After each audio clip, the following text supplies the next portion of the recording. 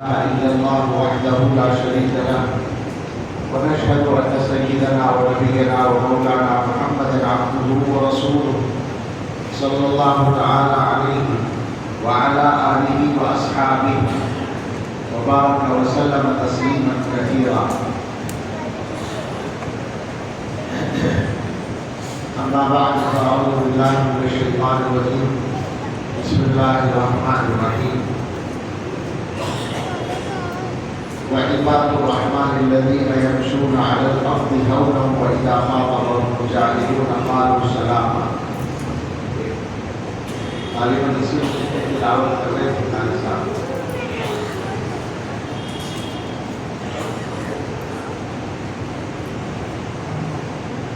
اس وقت کا جو بیان ہوتا ہے ہم عام طور سے ہماری مجلس میں وہ سلوک کی لائن سے متعلق ہوتا ہے اکثر،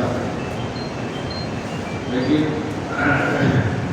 سلوک کے تو بہت سارے حصے ہیں اور بہت سارے ابواب ہیں. آپ اگر سلوک اور تصوف کی تفصیلات کو پڑھیں تو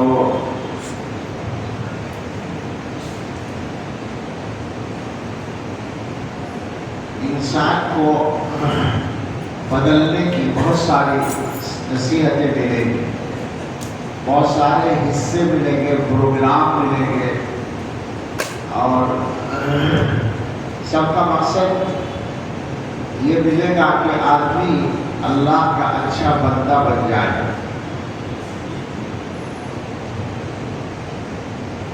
اس وقت میں دو موضوعات پر بات کرنا چاہتا تھا کہ آدمی کی اصلاح کے لیے کون سی چیزیں رکاوٹ بنتی ہیں، ان کو چھوڑنا بہتر ہے بلکہ ضروری ہے، تبھی کچھ کام بنتا ہے.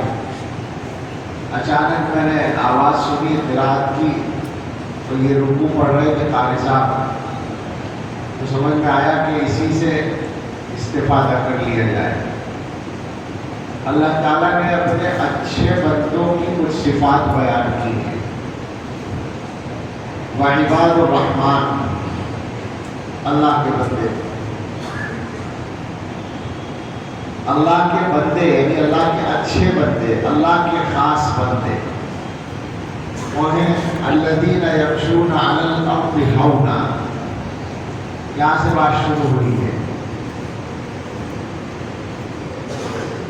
ایک بات یاد کر لیں، بار بار سنی پڑھی ہوئی ہے، مگر اس کو مستحضر کر لیں کہ کسی انسان کی سب سے بڑی ترقی، سب سے بڑا عروج، بلکہ انسان کے لیے سب سے اعلیٰ مقام ہم لوگوں کے خیالات میں تو بہت سے ہوں گے.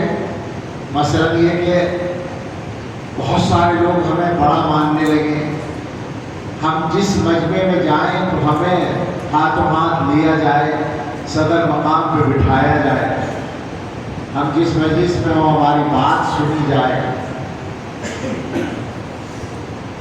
اس طرح کی یعنی مطلب ہم نمایاں، ہم ممتاز ہوں، ہمیں پہچانا جائے.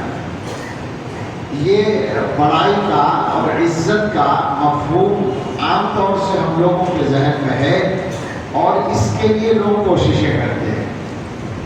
جو دیندار نہیں ہیں وہ تو بہت کرتے ہیں، لیکن ماشاءاللہ دیندار بھی اس کار خیر میں کچھ زیادہ پیچھے نہیں رہتے. اسی چکر میں رہتے ہیں ہم جیسے لوگ کہ ہم کچھ ممتاز ہو جائیں، نمایاں ہو جائیں. میں ایسے موضوع پر بات کرتے ہوئے دراصل دل میں ڈرتا بھی ہوں کہ کوئی آدمی یہ سوچے کہ مولوی صاحب کو نمایاں ہونے کا موقع مل گیا اس لیے باتیں بتا رہے ہیں، ایسا خیال آتا ہے. لیکن اب کیا کریں، جو اللہ کی طرف سے جس کے لیے مقرر ہے وہ تو اپنی جگہ ہے، لیکن جو بات کرنی ہے وہ تو صحیح بات ہی کرنی ہے. اور نیت یہ ہے کہ ہمیں بھی اللہ عمل کی توفیق دے اور ہمارے بھائیوں کو بھی. ایک حدیث میں ایک بات آئی ہے کہ رسول اللہ صلی اللہ تعالیٰ علیہ وسلم تشریف فرما تھے مسجد میں اور صحابہ بیٹھے تھے بہت سے. ایک آدمی گزرا، لوگوں نے اس کو دیکھا حضور علیہ السلام نے بھی دیکھا اور حضور نے پوچھا کہ اس آدمی کو کیسا سمجھتے ہو؟ تو لوگوں نے کہا کہ اپنے قوم کا بڑا آدمی، یہ ایسا آدمی ہے کہ جب کہیں جائے تو اس کو صدر مقام پہ بٹھایا جائے، جب یہ بولے تو بات سنی جائے، جب یہ سفارش کرے تو اس کی سفارش قبول کی جائے، ایسی حیثیت کا آدمی۔ اب آپ دیکھیں وہی بالکل پوزیشن جو میں بتا رہا ہوں، ہمارے حساب سے آدمی کے معزز ہونے کا یہی معیار ہے اور بڑائی کا۔ ہاں خاموش ہو گئے، تھوڑی دیر کے بعد ایک آدمی اور گزرا تو حضور نے پوچھا اس کے بارے میں کیا خیال ہے؟ لوگوں نے کہا تو معمولی سا آدمی ہے، کہیں جائے تو کوئی نہ دیکھے، نہ جائے تو کوئی نہ پوچھے۔ اس کے بارے میں یہ بھی کہا تھا کہ نہ جائے تو پوچھا جائے کہ کوئی فلاں صاحب نہیں آئے۔ یہ آدمی بیچارہ معمولی سا آدمی ہے، نہ جائے تو کوئی پوچھنے والا نہیں کہ بھائی فلاں صاحب کیوں نہیں آئے، جائیں تو کوئی بات نہیں کہ بھی بیٹھ جائیں، سفارش کرے تو قبول نہ کی جائے، پیغام نکالتے تو منظور نہ کیا جائے، معمولی سا آدمی۔ تو حضور صلی اللہ تعالیٰ علیہ وسلم نے فرمایا کہ یہ ایک اس جیسا ایک آدمی اس جیسے ہزاروں آدمیوں سے بھاری ہے اللہ کی نظر میں۔ تو اس سے معلوم یہ ہوا کہ بڑائی کا معیار اللہ اور اللہ کے نبی صلی اللہ علیہ وسلم کے یہاں کچھ اور ہے۔ تو اب ہم لوگ فیصلہ کر لیں ذرا بیٹھ کر، بات کو اسی طرح کہنا بہتر ہے کہ بڑائی کا وہ معیار ٹھیک رہے گا ہمارے لیے جو ہمارے ذہن میں ہے، یا جو اللہ اور اللہ کے رسول کے یہاں ہے؟ سوچنے کی بات ہے۔ اللہ کے یہاں اور اللہ کے رسول صلی اللہ علیہ وسلم کے یہاں میں نے کہا تھا کہ آدمی کا سب سے اعلیٰ مقام یہ ہے کہ وہ اللہ کا اچھا بندہ بن جائے، بندگی میں جتنا آگے چلا جائے اتنا اعلیٰ مقام۔ اور اس کی دلیل موجود ہے کہ اللہ کی اس کائنات میں، انسانیت کی اس تاریخ میں سب سے بڑے آدمی کا نام ہے حضرت محمد صلی اللہ علیہ وسلم۔ بالاتفاق ہے، اس میں کوئی کسی مذہب والوں کا بھی اختلاف نہیں ہے، جو حضور پر ایمان نہیں رکھتے ان کا بھی اختلاف نہیں ہے۔ سب مانتے ہیں کہ دنیا میں اتنا بڑا آدمی کوئی نہیں گزرا، اتنا عزت والا کوئی نہیں گزرا، اتنا کامیاب آدمی کوئی نہیں گزرا۔ اس شخصیت کو، نبی صلی اللہ علیہ وسلم کی شخصیت کو اللہ تعالیٰ نے بہت سارے معجزے عطا کیے، جن میں سب سے بڑا معجزہ قرآن کریم میں بلا شبہ سب سے بڑا معجزہ ہے، اس لیے کہ وہ اللہ کا کلام ہے، اللہ کی صفت ہے۔ ساری عظمتوں اور ساری بڑائیوں کی بنیاد تو اللہ کا نام ہوتا ہے نا، تو اللہ کا کلام ہونا یہ سب سے بڑی خصوصیت ہے۔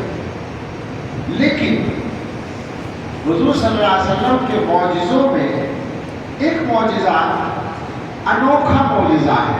قرآن سب سے بڑا تو ہے، مگر قرآن کی طرح کتابیں اللہ نے دوسرے پیغمبروں کو بھی دی تھی۔ بے شک وہ اس معنی کر قرآن کی طرح نہیں ہے کہ وہ محفوظ نہیں ہو، ایسا نہیں ہے، مگر تھی تو وہ کتابیں اللہ کی وحی تھی وہ، تو کتاب کی شکل میں اللہ کی وحی دوسرے پیغمبروں پر بھی آئی۔ یہ الگ بات ہے کہ اللہ تعالیٰ نے حضرت محمد صلی اللہ علیہ وسلم کو جو کتاب دی وہ الگ انداز کی تھی، مگر کتاب ہے وہ جو کتاب ہے وہ بھی۔ لیکن ایک معجزہ ایسا ہے جو بالکل انوکھا ہے، اس کی کوئی مثال نہیں ہے، اور وہ معجزہ معراج ہے کہ اللہ تعالیٰ نے رسول اللہ صلی اللہ علیہ وسلم کو ایک سفر کرایا۔